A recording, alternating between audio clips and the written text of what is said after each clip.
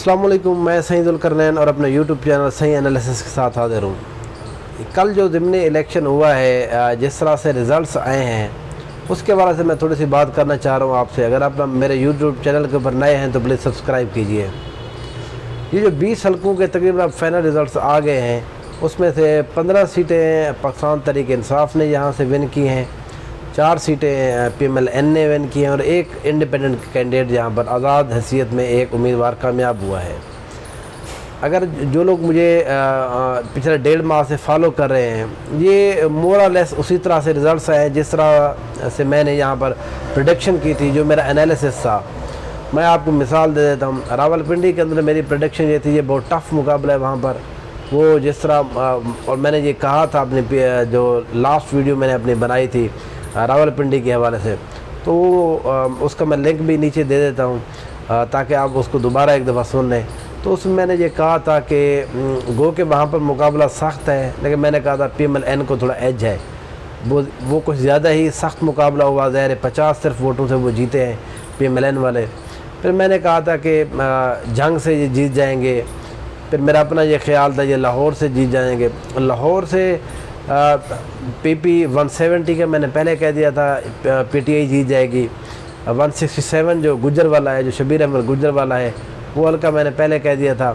پھر مجھے یہ لگ رہا تھا باقی 2 حلقوں کے اوپر مقابلہ ہوگا، لیکن اس کے اندر بھی ہم نے دیکھا ہے کہ 158 جو جہانگیر جو علیم خان والا حلقہ ہے، اس میں پی ایم ایل این کو شکست کا سامنا کرنا پڑا، لیکن اسد کھوکھر والا جو 168 ہے، جو نواز عوان وہاں پر پی ٹی آئی کے تھے، وہاں پر پی ایم ایل این اسد کھوکھر وہاں سے جیتنے میں کامیاب ہوئے۔ باقی اگر میں بات کروں جو ایک سرپرائزنگ کچھ جگہوں کے اوپر جو ریزلٹس آئے ہیں، وہ ہم کہہ سکتے ہیں کہ ایک ڈی جی خان کے اندر سرپرائزنگ ایک ریزلٹ تھا، کیونکہ یہ تو ایکسپیکٹیشن تھی کہ شاید یہاں پر پی ٹی آئی جیت جائے، لیکن اتنا آسانی سے جیتے کہ یہ بالکل کوئی بھی کنسیڈر نہیں کر رہا تھا۔ خود میں یہاں پر میں گیا بھی تھا، موجود بھی تھا۔ اچھا، اس سیٹ کے اوپر میری ایک ریزرویشن، میری جو انالیسس تھا وہ میں نے اپنے انالیسس کو تھوڑا سا ریزرو کیا ہوا تھا، میں نے صحیح انالیسس نہیں دے پایا۔ اس کی وجہ میں آج دن کو ایک بناؤں گا اس حوالے سے کہ کون کون سے مین فیکٹر تھے جن کو میں یہ سمجھتا تھا کہ پی ایم ایل این یہاں پر جیت سکتی ہے اور ان فیکٹر نے کام نہیں کیا۔ یہاں سے تک 27,000 ووٹ سے ہار گئے۔ جنگ کی اگر بات کروں تو وہ میں نے پہلے کہہ دیا تھا یہ سیٹیں ہار جائیں گے، گو کہ جو فیصل جبوانا والا حلقہ ہے وہاں سے تھوڑی سی مجھے ریزرویشن تھی۔ اس کی صرف اور صرف وجہ اسٹیبلشمنٹ اور جو گورنمنٹ مشینری کا استعمال تھا، اس وجہ سے، ورنہ جن دنوں میں وہاں پر رہا ہوں، روڈو سلطان اور دندرے اور جگہ ہیں وہاں پر 18 ہزاری کے اندر، یہ فیصل کے بارے میں حق میں ہوا اچھی نہیں تھی۔ تو آدم چیلا نے وہاں پر ایک بہت اچھی ایک لیڈ ماری ہے، 30,000 ووٹوں سے وہاں سے جیتے ہیں۔ پھر جو جنگ کا دوسرا حلقہ ہے، ماہر اسلم بھروانا جو پی ایم ایل این کے تھے اور ماہر نواز بھروانا جو پی ٹی آئی کے جیتے ہیں، وہ بھی لگ رہا تھا، وہ میں نے پہلے بھی پریڈکشن کی تھی کہ وہ آسانی سے وہ سیٹ جیت جائیں گے۔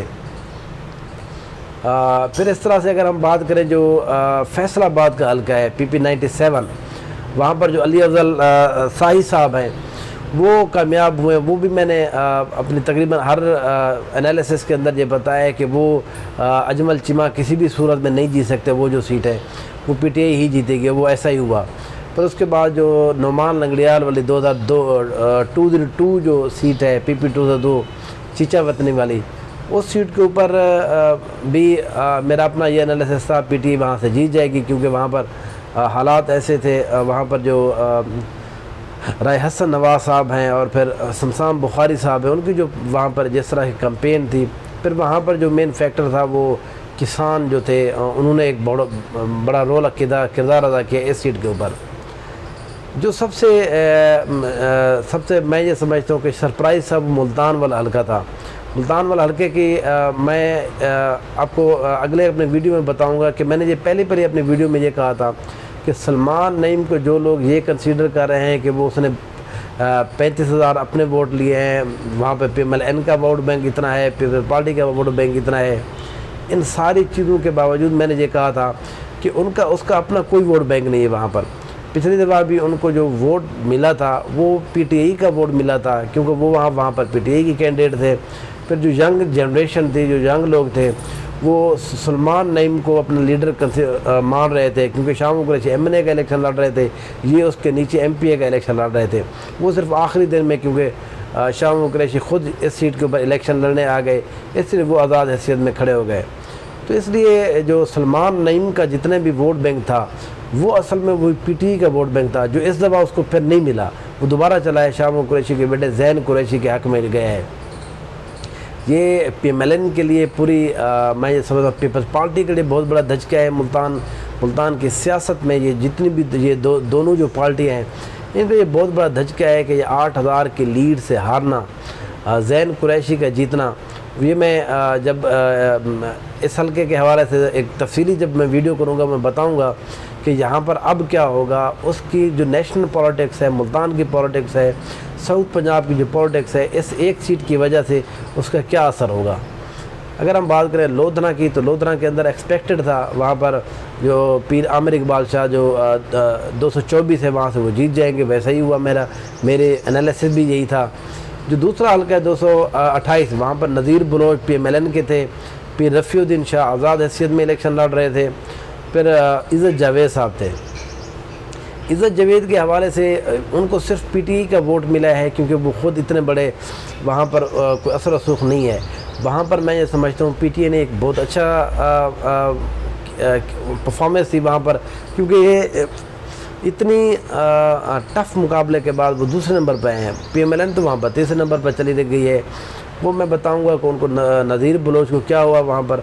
सदीक बलोच जो है वो किस तरह की अब उनकी सियासत है, वो किधर जाएंगे। पीर रफ़ीउद्दीन शाह जो सिर्फ अब PMLN की यहाँ पर हुकूमत नहीं बनने जा रही, तो क्या वो फिर भी अब भी PMLN में शामिल होंगे या नहीं होंगे, ये मैं आपको बताऊँगा। फिर उसके बाद अगर हम बात करें खुशाब की, खुशाब के अंदर आसिफ भा जो आज़ाद हैसियत में थे, उन्होंने बहुत अच्छी कारकर्दगी दिखाई, वो दूसरे नंबर पर रहे।